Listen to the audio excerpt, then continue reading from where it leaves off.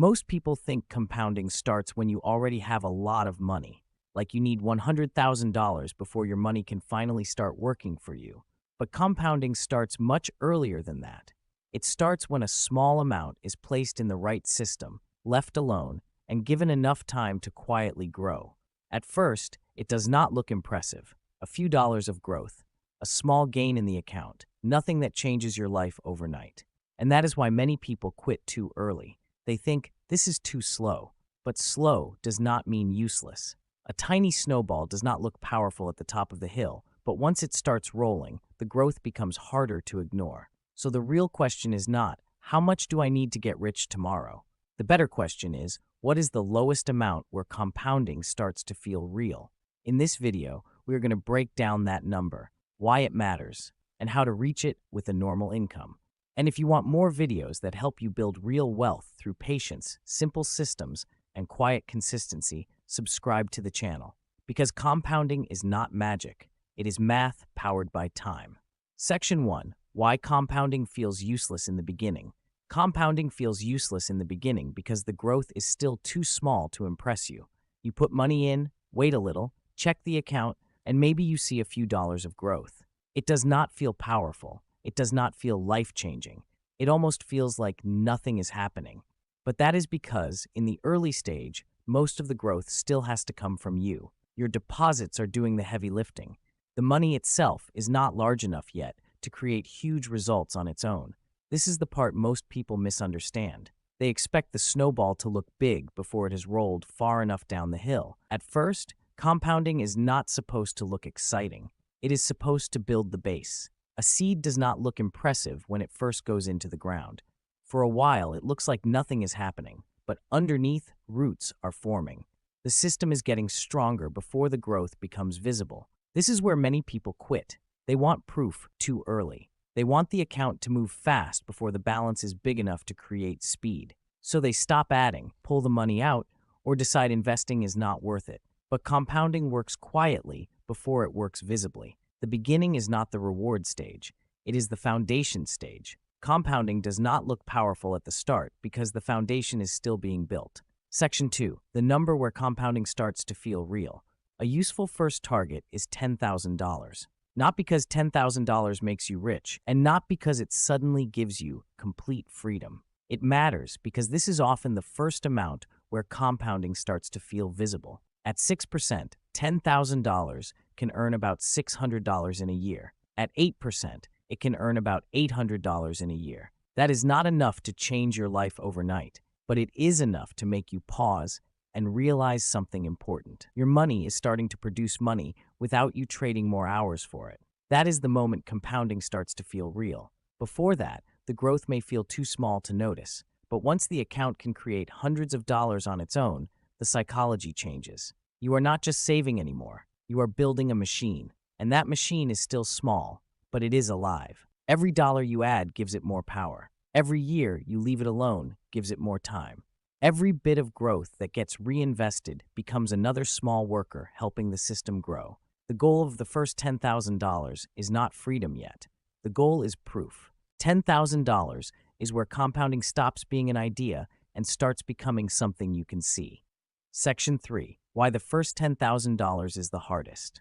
The first $10,000 is usually the hardest because, in the beginning, most of the work still has to come from you.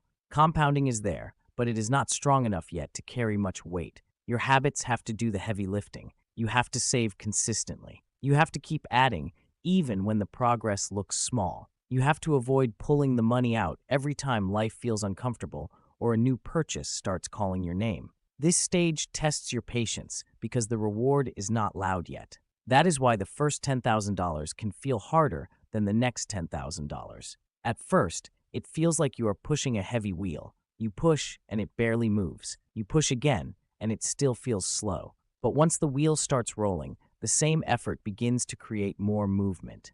The hardest part is that you are building before you feel the benefits. You are saying no to small things today for a result that may not look impressive yet. That is why this stage is not just financial, it is psychological. You are teaching yourself that money does not have to be spent the moment it arrives. You are proving that you can keep going without constant excitement. This is where most people lose belief. Their brain says this is too slow, but slow is not the same as useless. Slow is the cost of building momentum. The first $10,000 builds more than money. It builds proof, patience, and identity.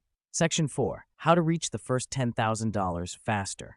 You do not need a huge income to reach the first $10,000. You need a system that moves money before life absorbs it.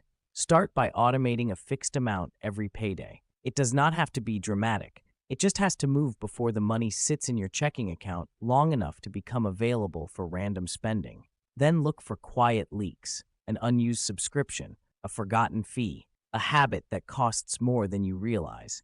Redirecting even one of those leaks gives your compounding machine more fuel without making your life feel smaller. The next move is to send extra income straight into the account. A raise, a bonus, a tax refund, or side income should not sit around waiting to be spent. Send it into the system before your lifestyle builds a plan for it. The math is more reachable than it feels. Saving $200 a month gets you close to $10,000 in about 4 years before growth. Saving $500 a month gets you there in less than 2 years before growth. Money sitting in checking gets absorbed. Money that moves automatically gets protected. The fastest way to build the first $10,000 is to stop making it compete with your mood every month. Section 5. What happens after $10,000? $10,000 is only the first visible checkpoint. It is not the finish line. It is the moment where compounding starts to feel real enough that you can believe in the next target. After $10,000, $25,000 feels more possible. Then $50,000 starts to feel reachable. Then $100,000 no longer feels like a fantasy.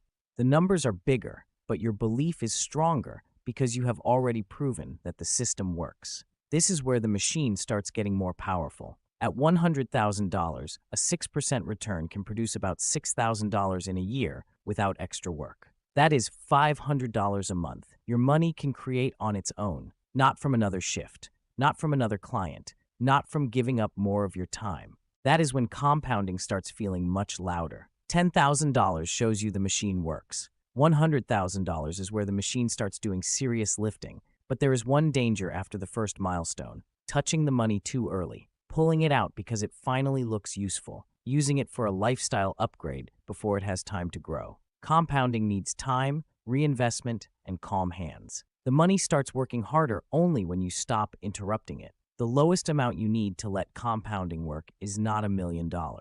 A useful first target is $10,000, because that is where the system starts to feel alive. But the real secret is not only the number, it is what you do around the number. Automate it, reinvest it, leave it alone. Keep adding when nothing looks exciting yet. So pick one amount you can automate this week, even if it feels small. The goal is to start building your first $10,000 without relying on motivation every month.